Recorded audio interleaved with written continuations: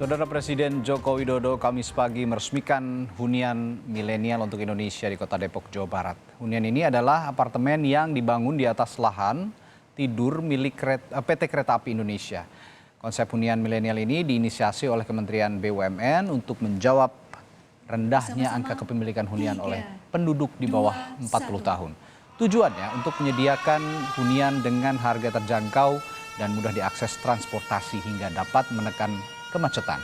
Dengan total pendanaan 5 triliun rupiah, pembangunan hunian milenial ini telah selesai dilakukan di 7 lokasi dengan total 8.348 unit rumah susun dan lebih dari 65%-nya sudah laku terjual.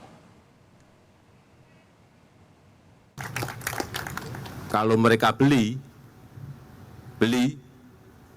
bonusnya dapat kereta api.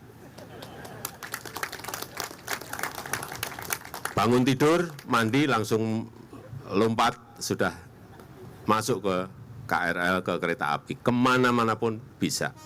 Sehingga kita semuanya tidak tergantung dengan kendaraan-kendaraan pribadi, dengan mobil yang memacetkan, utamanya di Jabodetabek.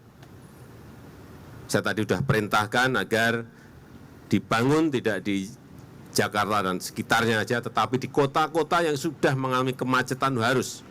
Pembangunan TOD seperti ini harus.